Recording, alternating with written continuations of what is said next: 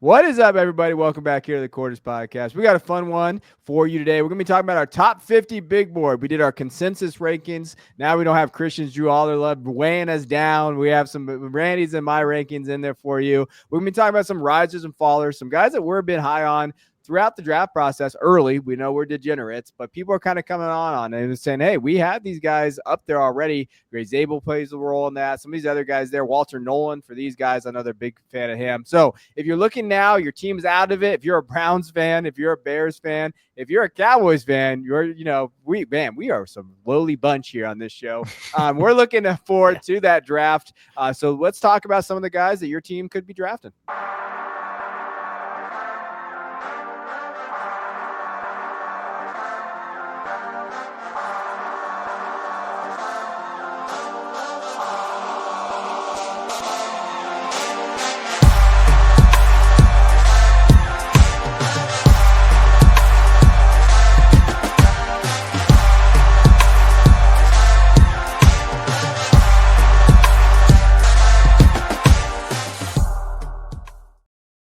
All right, we're going to get through our top 8 first here on the 50 big board, but we want to talk Christian really quick. Tell us how you built out this consensus, because you use spreadsheets much more than I do. So tell us how this kind of whole process plays out. Yeah, so this combines all of our rankings for sure, but there are situations where I might have someone in our top 50 and both of you don't. Those guys didn't make it. At least two of us had to rank all of these guys. And I think what ended up happening is there are a few guys that landed inside our top 50 that only two of us ranked. So as we continue to build out these boards, a lot of this might change. And I think that's an important note. This is our initial top 50 big board. We reserve the right to change things, but all of these consensus are pulled from mock draft database. Essentially, they have a running list of mock drafts and everything that they put a consensus together. It's not super accurate either, so we might be higher on some guys, but maybe not as high, or maybe we're a little bit lower, and vice versa. So overall, though, this is just we're throwing our rankings together, and my rankings do also weigh us down a little bit. Sorry, Drew Aller's still on this list, folks. He's Spoiler still alert. there. He's still there. I think, the process, it's early. We're looking at this, and we go to the top 8 here. We got Travis Hunter, Mason Graham, defensive tackle, who I almost put at number 1. I'm going to be honest with you. I almost did it. It was very close. I almost kind of was homerish there for Michigan. Will Johnson, cornerback out of Michigan. He went up 4 spots, according to mock draft database. Abdul Carter, sitting there at 4, edge out of Penn State. It could have a huge playoff here. We're going to see kind of how he plays. Ashton Genty at 5 overall for a running back out of Boise State. Tedero McMillan, Arizona at 6. Walter Nolan, that's 18 ahead of consensus in terms of the mock draft database. And at 8, Will Campbell. He just stayed the same. That's where he's at 8. That's pretty consensus there.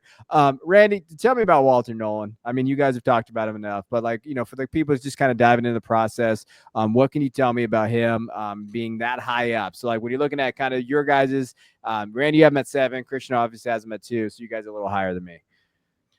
Yeah, I mean, even you, Kevin, are higher than consensus on Nolan. Now you're starting to catch up to us, but just a guy that has all the tools that we really haven't seen a lot of until this year. Just a little bit of flashes, but really coming into his own. I think him and Abdul Carter are my 2 biggest risers this year by far. Just guys that coming into the season, I had a lot of doubts about, and you see the kind of players that they have been. That you transition to the next level, guys in front of them. Same helmets even, that you think they're the same body type, they're the same skill set, and they're just putting all the tools out there. And that's really the biggest thing for both of these guys, is being more dominant in the pass rushing game. And for Nolan, he's doing both. He's making the stats. He was probably the best. He's the best player on the defense for one of the best programs for this season, one of the best built teams. I think he really carried this defense, and he's catapulted himself up top, and he's going to stay there. Honestly, if it wasn't for Mason Graham being so dang good, he would just be the clear-cut top 10 D tackle of this class. Yeah, if you look at some of the stats too, like Nolan stacks up really well to Graham. Graham has 21 hurries this year. Nolan has 22. Over their careers, Walter Nolan has 14 sacks to Mason Graham's 12. Now, I still love Graham. I think that Graham is rightfully a top 5 player for us.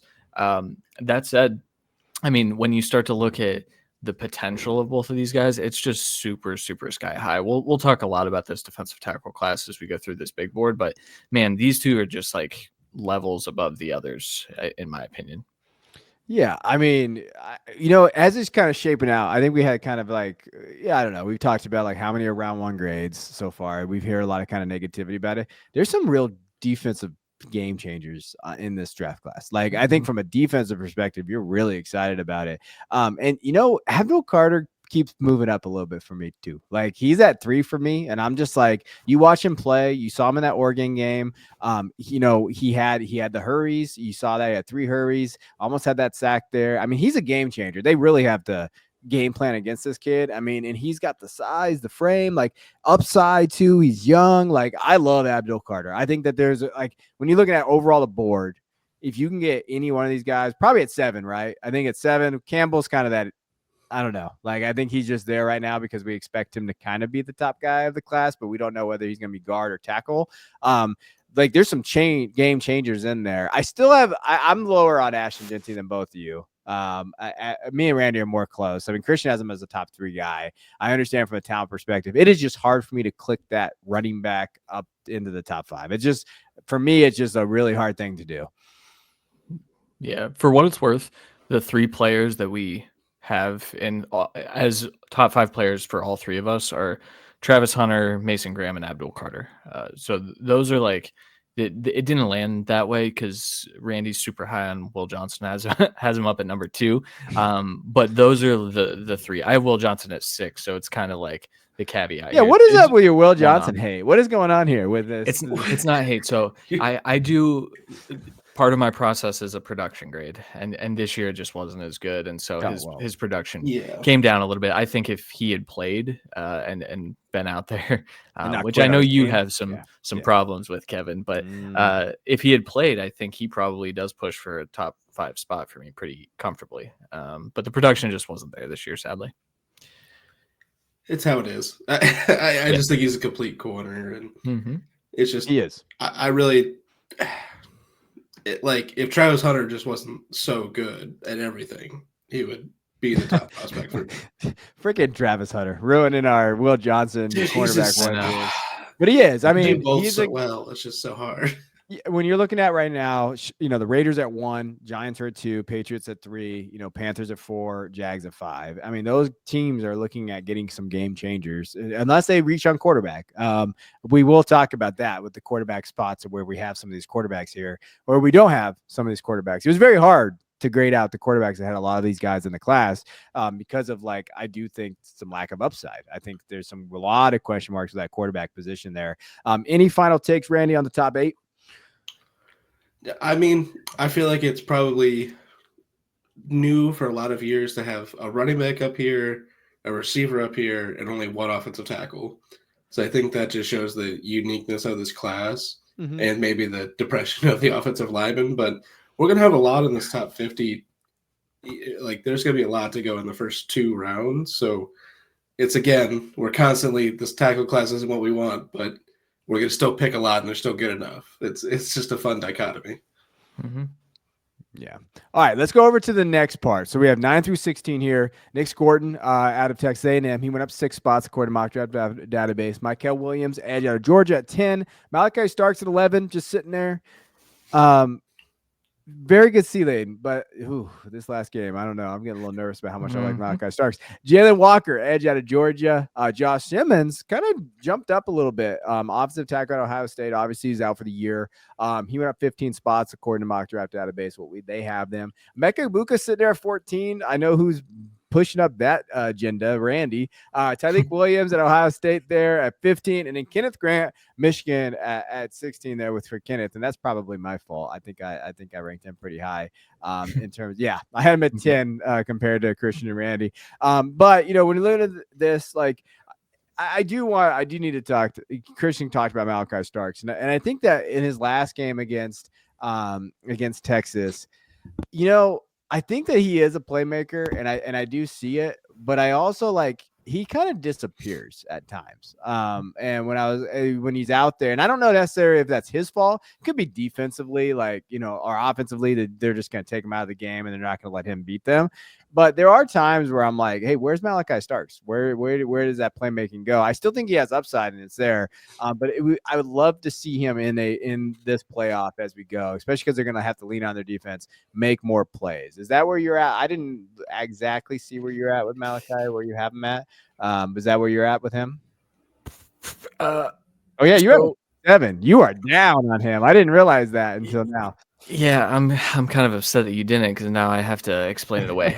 No, so I'm lower on Starks. I think I just talked about the production grade. The production has been pretty bad this year. The coverage grade specifically, and the things that he's been doing in coverage, he's getting lost out there. I think what he's trying to do, the Georgia offense has made it so the defense has to compensate. It's not dissimilar to their championship winning teams, except this defense isn't quite as talented. And so I think Starks has been overcompensating and trying to make plays that just aren't there.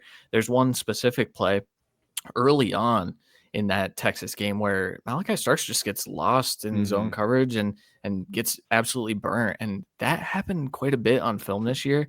My hot take that I'm bringing to this episode, outside of all the other ones that I'm also bringing to this episode later, is that Malachi Starks is not my safety one at this point. I finally dove into the Xavier Watts film pretty intently, and Xavier Watts has had a season.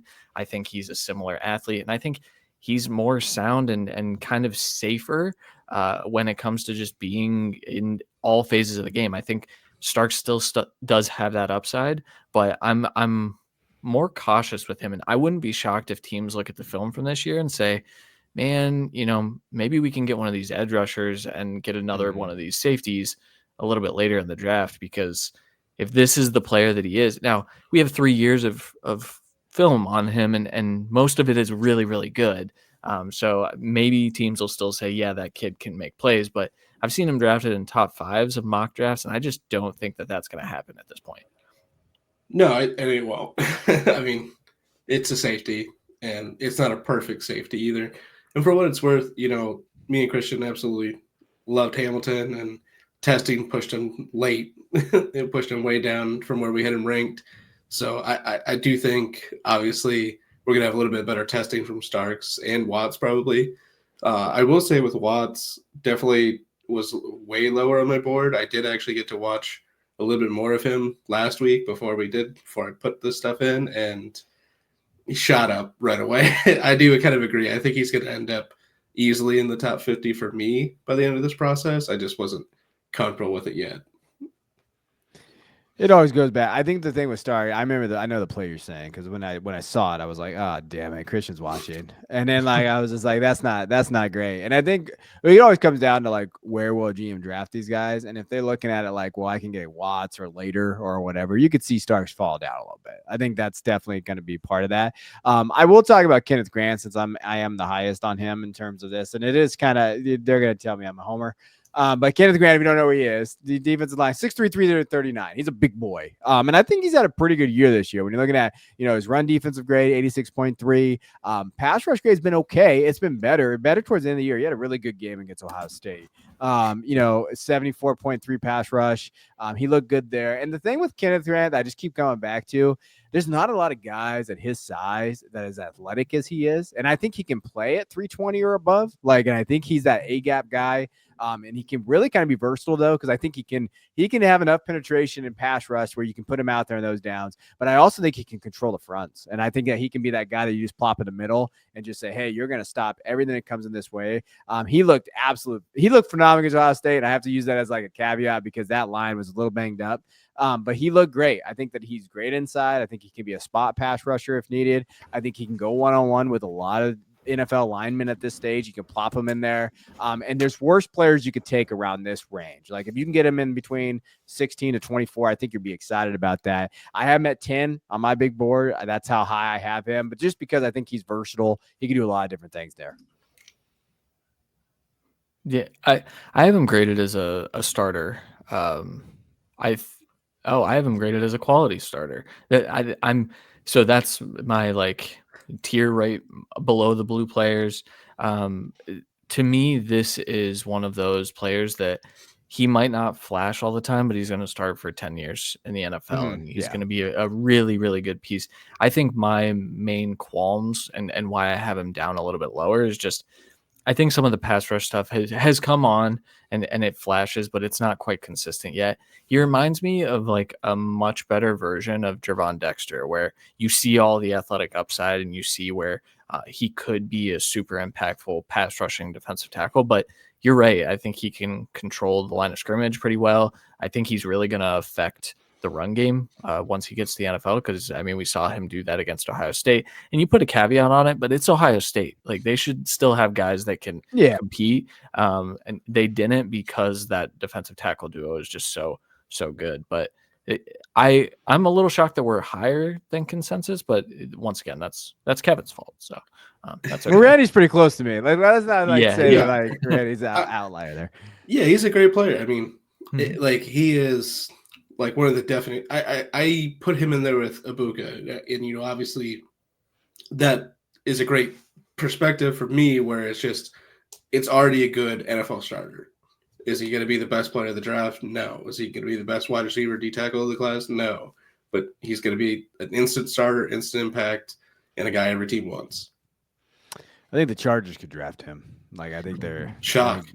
I mean, I'm just saying. Like I do think they need a really good fit. They need it, and it could fit really well. And I think Jesse Minter could get the hell out best out of him on that Chargers team. Hey, Kevin, before we move on, I do want to mention Josh Simmons. Josh Simmons, when he declared for the draft, a lot of people said, well, I thought he was going back. First of all, he's already played, I think, 4 years. He was at Western Kentucky before. I don't know if he qualified for the COVID extra year of eligibility. I assume that he did if people were talking about him going back. But the reason I bring that up, I then saw a slew of people that are like, oh, yeah, locked in top 20 pick. I said, where is this? Like, I haven't seen anything. Maybe it's because people expected him to exercise that extra year of eligibility, and so they didn't really get to the film. But, man, when you throw on the film, like I've talked about, Randy has him at 10, I have him at 12. You're down at 27, Kevin, but, like, that's still higher than consensus right there. So he's a first round tackle in a class that has a lot of iffy players, especially pass blockers. Once you get past maybe the top couple, Josh Simmons to me is a starting left tackle at the NFL level as soon as next year. To me, with him, we've seen more. Again, he's played before, but if we're going just on the games from this year, we've seen more from him this year, and the growth and what we want to see run blocking, pass blocking, than what we saw from Mims last year, who went at 18. Yeah. Mm-hmm. Yeah. He Simmons, when it's all said and done, he could be tackle 1, and it wouldn't shock me. Like it would not be like, because of where like where's he at? Like kind of like the unconcern with the guard stuff. And maybe he gets, now the one concern would be he gets drafted too high. Like he gets drafted as like going to be like that Pro Bowl guy where he's going to need a little bit of time, maybe. But I could see a team definitely fall in love with him. I mean, he's fine. He's a good prospect. I don't really love the tackle class. I'm just going to be honest. Like at a certain point, though, you got to take him. Tackles are what you make of it too. If you don't have a good coach there and you're just hoping that the young guy figures it out, then that's on you. But yeah, unfortunately, that's kind of some of the draft MO out there from teams. Like, oh, we're going to take this guy. We're not going to have a plan for him. We're really not going to coach him up. But hey, upside, ceiling, we'll throw him in there. Like, It's crazy how often that happens, too. You look at some of the top tackle prospects over the last few years. Broderick Jones is the one that comes to mind for me, where Steelers took him. He's a starting left tackle, and then they move him to right tackle, and he's clearly uncomfortable with it. And they're like, you know what? Keep doing it. You'll get more comfortable. And then he's just a bad player now, and they kind of ruined him. He's second guessing every step. I was listening to something, and they were talking about the exact thing. They were saying, like, you know what? I'm done saying that these kids didn't hit their potential. It's the coaching staff's fault too, because how come they always hit their potential with this roster? Like, and this coaching staff always hits their potential here. Like, that's part of it too. I think it was the Bears. I think they were talking about the Bears, and like they draft all these linemen, and they were saying, well, maybe it's not just the linemen. Like, this could also just be a coaching coaching staff issue here. Like maybe it wasn't just like, hey, it's not the player all the time. And I think that does play a role with like the Chicago Bears. Like I do think that they drafted guys that could have been good if they developed them and they coached them the right way. So that's always going to happen. Yeah, that was fun. I like that conversation there. Not to talk to you about the Bears. For me. Yeah. All right, let's jump over to our top basic fifth round out to 24. Jihad Campbell, a linebacker out of Alabama at 17. 18 is Tyler Warren, Penn State tight end. 19 in Luther Burden, wide receiver out of Missouri. Gray Zabel, interior offensive lineman, probably. North Dakota State at 20, someone that we've been very high on. That's plus 46 based on the mock draft database out there. Siobhan Revel Jr., cornerback out of ECU. He's just kind of been there. He's been there since he tore his ACL. Drew Aller at 22. Very high. Drew Aller is there. I don't have him in my top 50 right now. Randy has him at 35. Christian has him at 11. So we're going to let him defend that. James Pierce, edge out of Tennessee, has a chance to have a big game against Ohio State here in the playoff at 23. And then Colston Loveland, tight end out of Michigan at 24. Go ahead. Drew Aller, 11. Are you crazy or what? The streets are saying they do believe that I am, but he's one of those players where in a quarterback class that I'm just super iffy about, I'd rather bet on tools. And Drew Aller has all the tools. He's gotten better as a runner and knowing when to use his legs instead of just kind of using them because he didn't want to read the field as much in previous years, especially last year. He has an opportunity here as well in the playoffs where I think there's a chance. Kevin, you mentioned before the show, you just think he's going back to school. But I think if he has a nice little 3-game run here, he's going to potentially get a matchup against Georgia in the semifinals of the college football playoff. And that game, I think, will dictate if he's going to the NFL or if he's not. When you look at this quarterback class, though, it's like he's got to be QB3 unless Jalen Milroe comes out and teams do fall in love with the athleticism. But when you stack up Aller's season compared to Milroe's, I'm still taking Drew Aller for the big arm, the development as a thrower inside the numbers specifically. I think he has just gotten so much more confident in what he's seeing out there. I think he reads the field as well as anyone in this class as far as looking down the field. I think Shadur does a pretty good job of that. As well, but a lot of that stuff is the short and intermediate stuff, whereas Aller's hitting like deep intermediate stuff across the middle of the field, which you have to do that at the NFL level. You have to be able to hit those throws. Aller's got every ability to do it, and 11's a little high. I get it. But I'll bet on it. I think I was high on Josh Allen at one point in my life too. And, Drew Aller's got tools that are similar. He's not quite as athletic for what it's worth, but Drew Aller's 20 years old and has already kind of shown a little bit more than what Josh Allen did at that age. So he's an interesting prospect. He's certainly divisive, probably one of the more divisive in this class.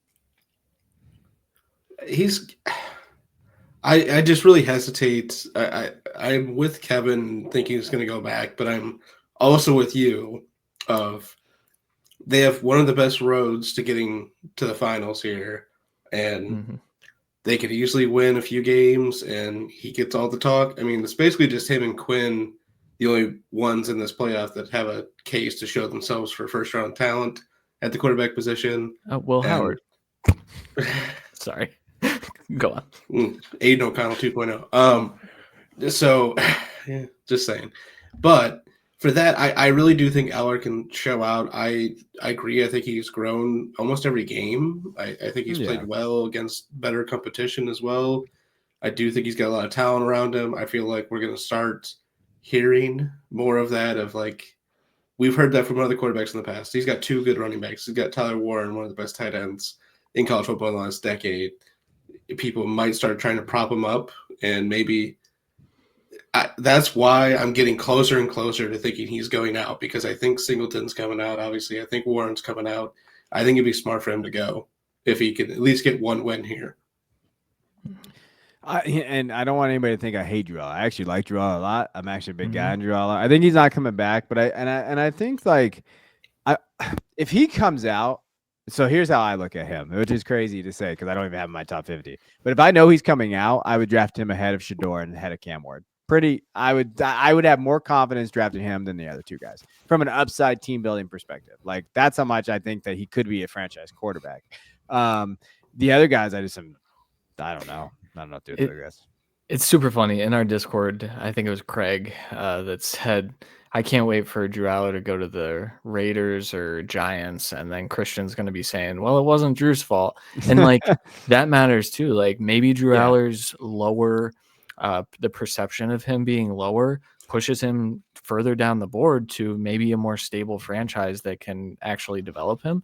There aren't that many of those outside of the top 10 right now, unfortunately.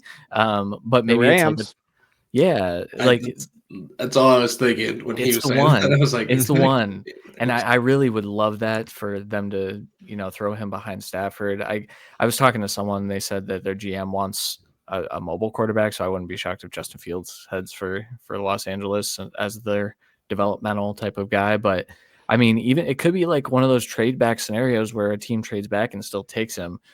Maybe it's not as stable in the organization, but there are some fine quarterback landing spots, even inside the top 10, where, I mean, if Aller comes out, man, I just kind of think he's a top 20 pick. Like, I just don't see how anyone can look at the tools and be like, yeah, and he's not good enough for me. I mean, Kenny Pickett went in the first round a few years ago, folks. Like that guy sucked. He was Michael Penix went in the first round last year, top 10. Yeah. Bo Nix has been playing well, so I don't want to trash him too much on the show. But like, I do. I mean, that's why I picked the one that hasn't played yet. I didn't want to say Bo Nix, but I'll say Michael Penix Jr. because we haven't seen you yet. Yeah. All right. I mean, that's the thing with quarterbacks is teams convince themselves that they need one, and Aller seems like a better bet than the other two, in my opinion, too. Anything on the big board, Randy? Before we move on to next one. Obviously, I think Gray Zabel just being such a huge consensus thing is something people look at, but this is just not being updated. And I think that's the same with Jahad Campbell. Both guys playing multiple positions, trying to figure out where they're going to fit at the next level, I think. And we're going to get a lot of coverage of that over the next few months here. But both guys that should be very much in this consensus at this point, so that the huge numbers are more shocking than anything to me. But Zabel is – the thing is, it's almost assuredly so he's not going to be a tackle at the next level, even though he does have good size. I just think his versatility, people aren't going to allow him to be there kind of thing. But he has a very good chance to be the first lineman taken. And I think that's going to be a not shocking thing come April. It seems like a hot take at this moment just because of where consensus is landing on him. But we're going to see him in first round mock drafts very soon, I think. Oh, yeah. No, they're coming already. I mean, I think Brugler has him up there too. So like, I think that once he gets him in, it's funny how when Brugler gets somebody in there, like then all of a sudden we start seeing the mocks and everything in there. All right, let's go through 25 to 32. Probably another quarterback conversation, but Cam Ward's in at 25, quarterback out of Miami. Calvin Banks Jr. dropped down as well, about 17 spots in terms of where he's predicted to go. Tackle out of Texas. Nicholas Singleton, he's up 70 spots at 27. Mike Green, edge out of Marshall, up 17 spots. Jedi Barron from Texas, cornerback, up 18 spots. Derek Harmon from Oregon, defensive tackles, kind of stayed about the same.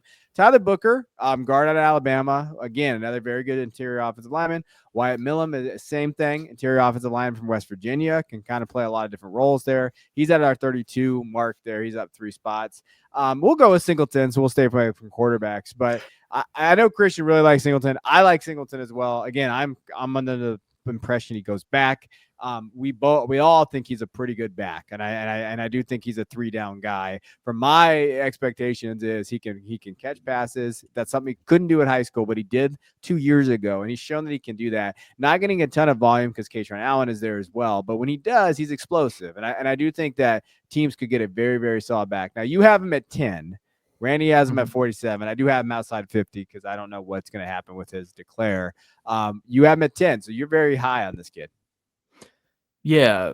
So let me pull a Jay Stein really quick. Production-wise, this has been an incredible year when you look at some of the advanced metrics. Part of the production grade that I do, it does relate, the skill positions relate back to fantasy and things that correlate to successful fantasy running backs, wide receivers, tight ends, quarterbacks, etc. I did a lot of research on this to put this production grade together a few years ago. over 6 yards per attempt. That is a metric that we want to hit. He's got 2 seasons of that. Over 3.5 yards after contact per attempt. He's at 3.65 this year. He's at 4.58 as a freshman. I think the main thing, a breakaway percentage, 41.9 this year, 59.9 his freshman year.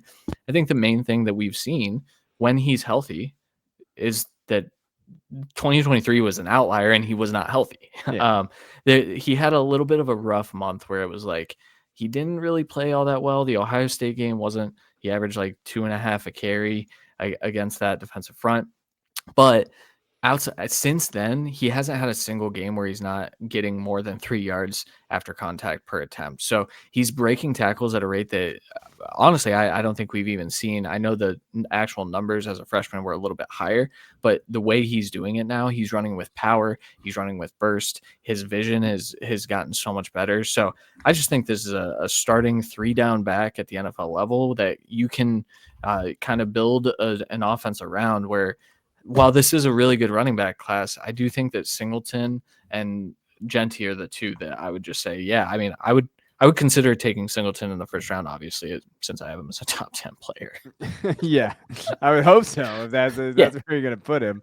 Yeah, I mean, he is. I mean, he is definitely solid there. So he's your running back 2 then with Genty? He is, yeah.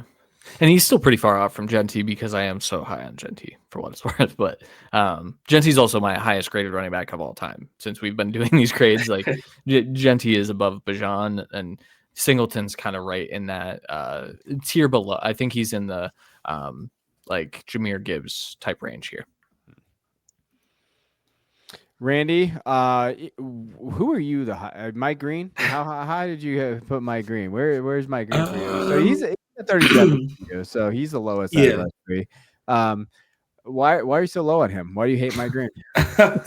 Says the guy who has him at 30. It's not hate. Mike Green is someone that's gonna just continually rise. It's the same thing where I've had this before too with the game tapes.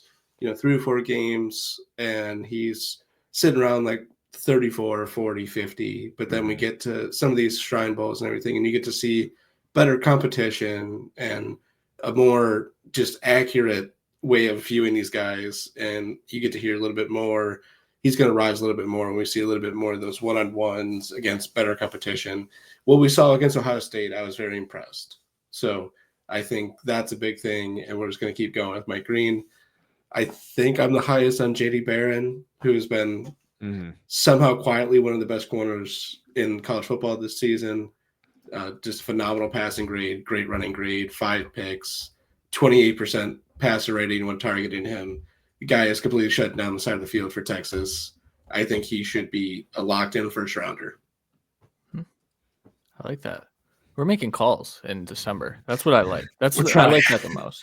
Well, it's the only reason we get the clicks, right? Yeah. Well, I mean, definitely no process. This is about vibes. We try to have everything, but no, you're right about Barry. I mean, he's got 90.9 coverage grade right now for Texas. He's a fluid mover, man. It's interesting to me. I think we talked about it on the Brugler's big board when we broke that down. He dropped him out of his top 50, and like he got better this year. I didn't really understand that. I wonder if maybe teams aren't as high on him, and maybe he's going to be one of those value picks, maybe early second round, or maybe throughout the process he just continues to rise back up to where Dane initially had him. Yeah, that's probably what's going to end up happening. But when you're looking at the grades and everything there, I mean, even like he is taking away that side of the field. I mean, Texas's defense, if you guys have not watched college football, which is totally okay. Like as you get into this, if you're going to watch Texas defense is probably one of the best defenses in college football I've seen in a very, very long time. I mean, they're stacked out there. And their offense just sucks. So that's also part of their problem with Quinn Ewers leading that offense. But defensively, I mean, Barron's a big part of that. I think that he does a great job, and he is shutting it down there. I also like the other player that you called. What you said he was he had the head-to-head. Christian, who is that? Man, I don't know what you're talking about. If I'm being honest. He said he's a dirty player. Who is it on Texas? Oh, Andrew Makuba. Yes, I actually like Makuba, but I didn't want to say anything because I was like, oh man, Christian hates this kid. He's good. He's just dirty. I like that. He's not dirty. He plays hard. He plays hard and sometimes illegally. That can sometimes. He had 2 straight games where he had like pretty clear headshots.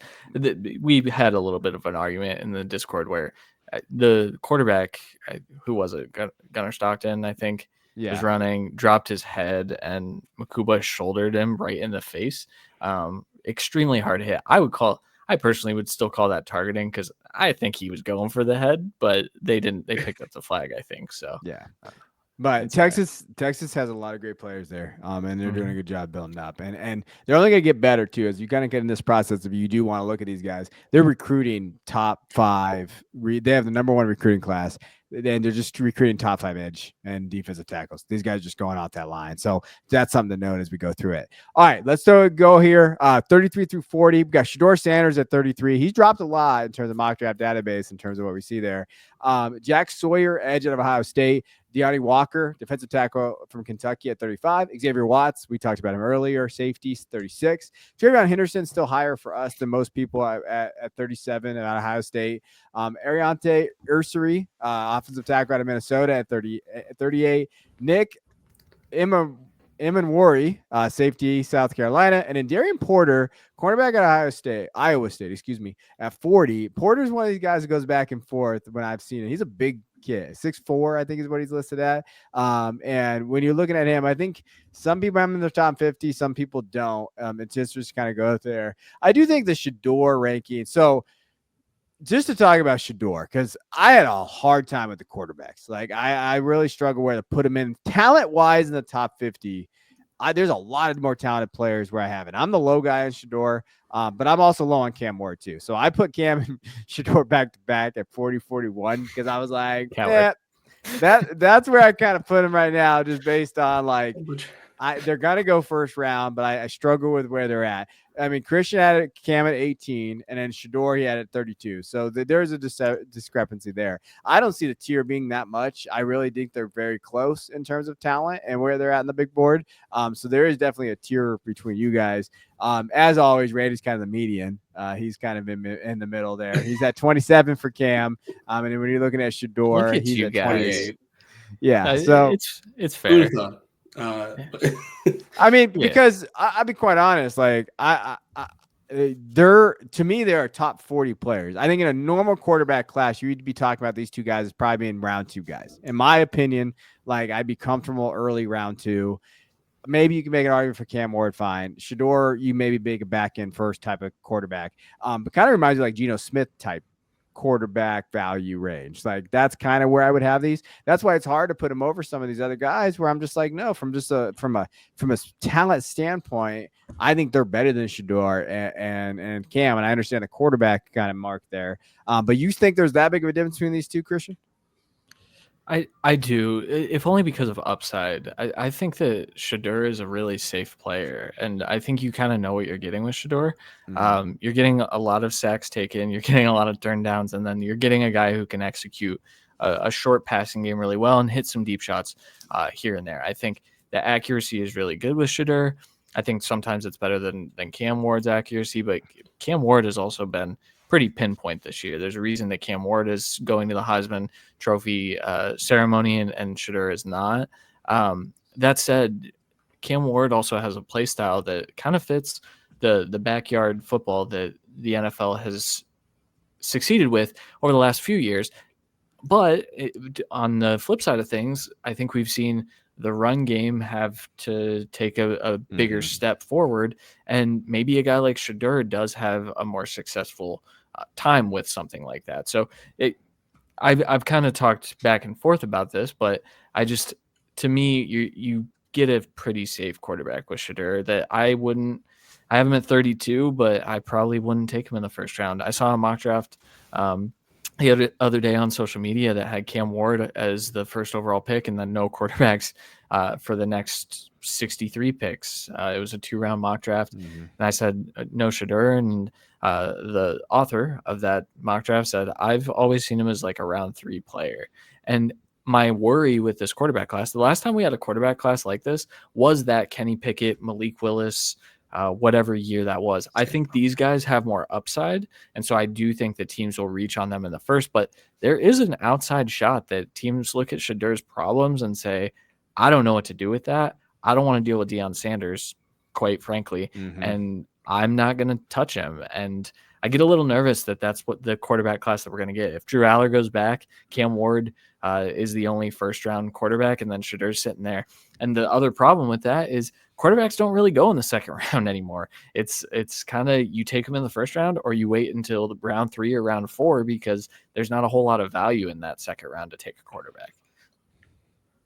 Yeah, I mean, like I have obviously it was 27, 20, and 35 for Aller for me. And like I think they're all just in that category, that back end, you know, we're comparing it to that class where we were looking for upside with those guys and trying to find it, and we weren't finding the floor. And I think that's a big thing with this group.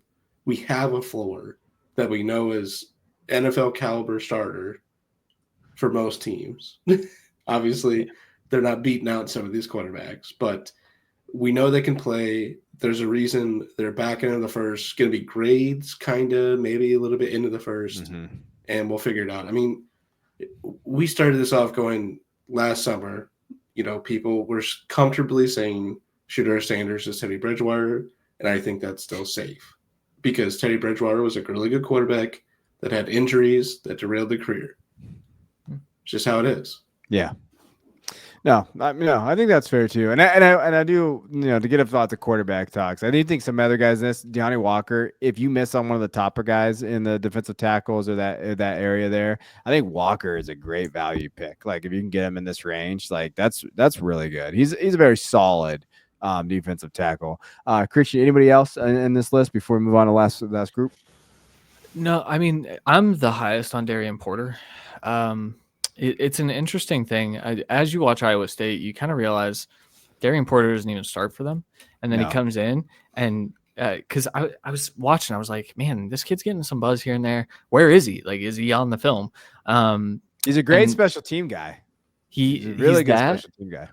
He's a great special teams guy, but also just like from a coverage perspective, he is one of the stickiest players in this class. Now, some of the other stuff is problematic, but I'm willing to overlook some of the other stuff. If like, I mean, his run defense is like bad. You talked about him. He's a big kid. He's tall, but he's really, really wiry. And I think that comes into play when he's trying to tackle. That said, it's hard to find fluid movers at that length and size at the cornerback position. And there was another conversation in our Discord. You should join it, everyone, if you're listening and you haven't yet. And join the Patreon.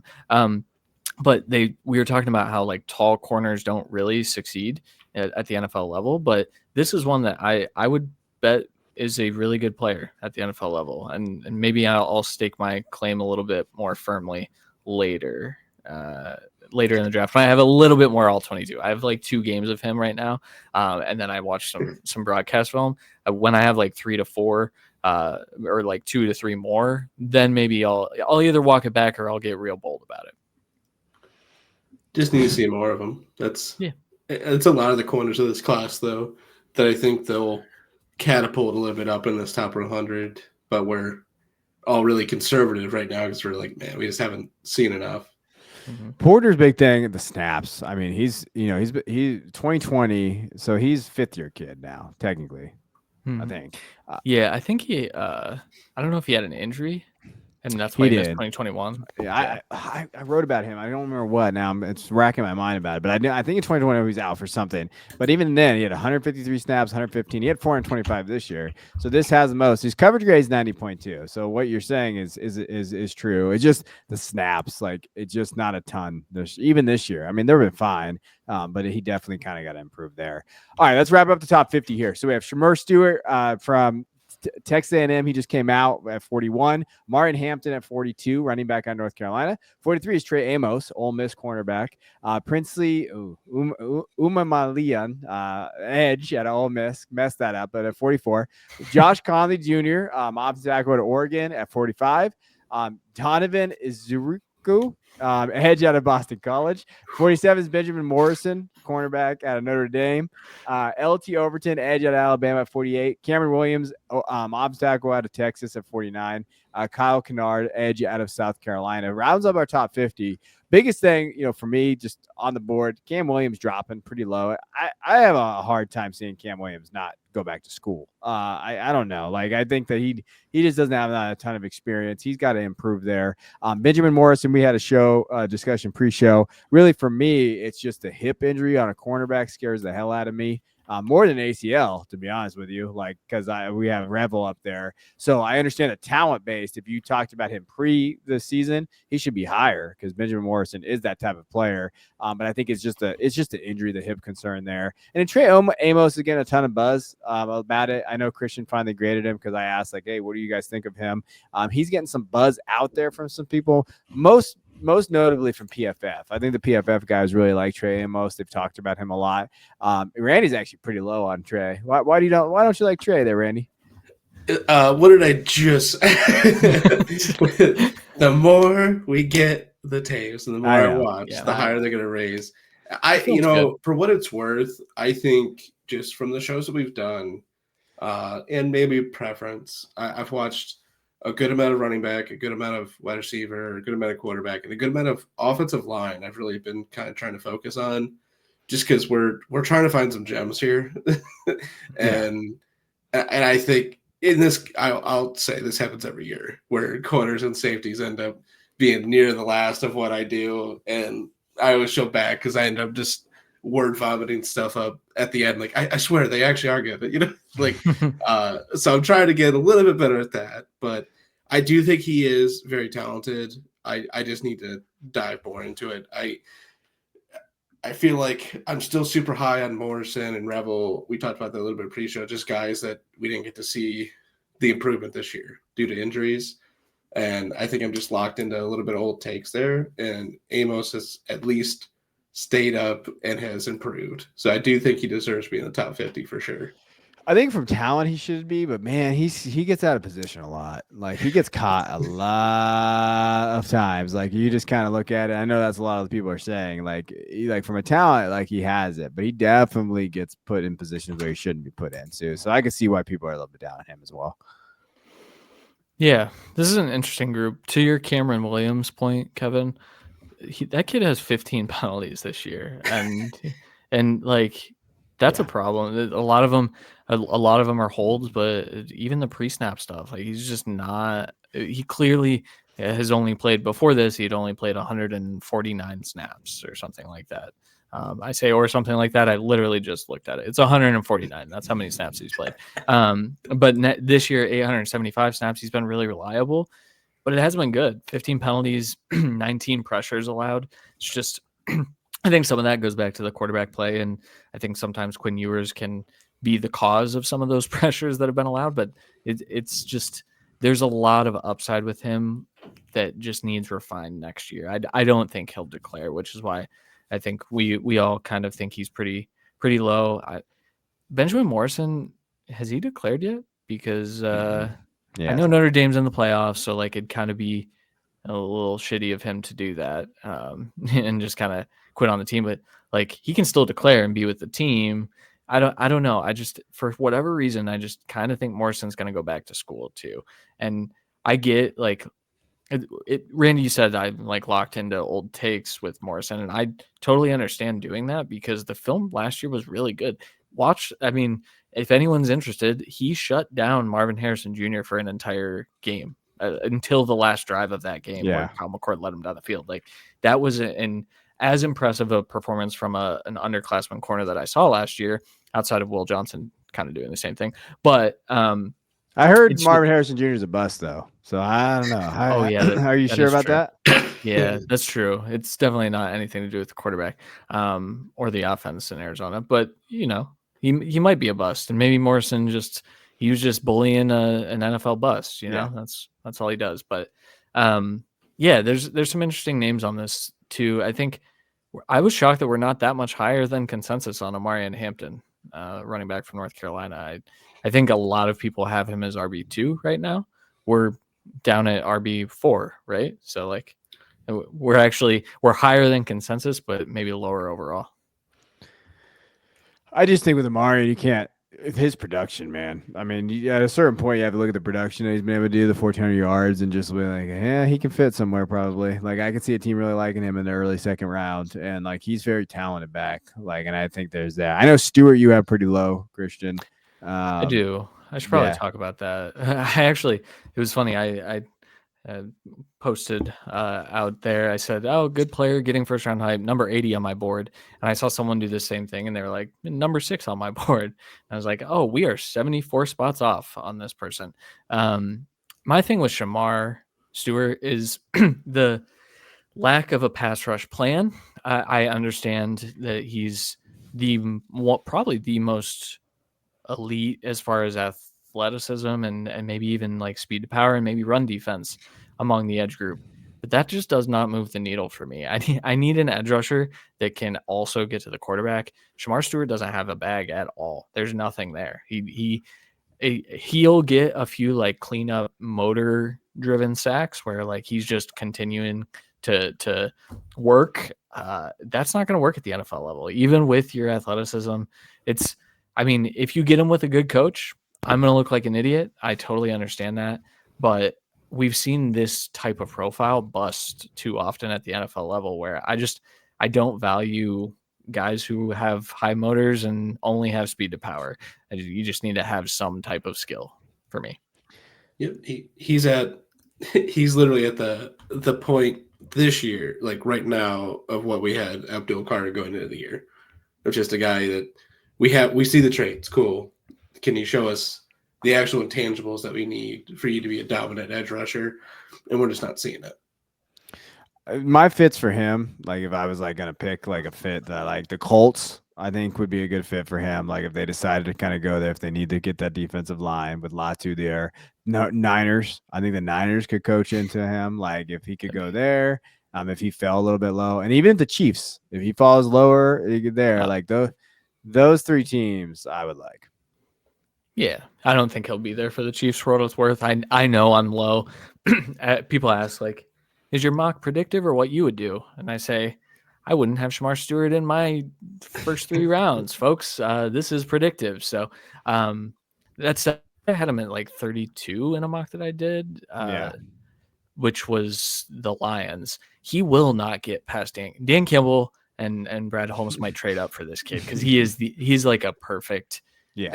The thing is he's kind of a really nice edge too when you have an Aiden Hutchinson, or when you have like a Chris Jones or something like that can get to the quarterback. So some of those fits I like too, Kevin. I like that. Yeah. All right. Anything else, boys, before we get out of here? We got anything else on the board, Randy, that you'd like to discuss or yell about? No, I just want to point out that I have, like I just talked about, just so many offensive linemen just off this board. Just so many. It's just an ungodly amount. It's most of the next bit here. So just get ready for that to start raising up because offensive line is one of those where we have a lot of every team needs 9 to 10. And there's going to be a lot shooting up the board in the early day too. So whether that's centers that I probably have a bit too high right now, or tackles like Mbo from Purdue that I think should be rising up boards right now. The guy's played really well this year, as long as he's coming out and everything. But it's just it was fun like going through this. Like, oh yeah, I definitely know what positions I've been looking at too much. Okay, all right, a lot of offensive linemen. Yeah. I'll just really quickly run through guys that just missed our top 50 that you constantly see in other people's top 50s. Jalen Milroe, we have 51 actually, or so. I have Tez Johnson super high, so it's kind of like I omitted him because neither of these guys have him ranked. Harold Fannin Jr. is right there.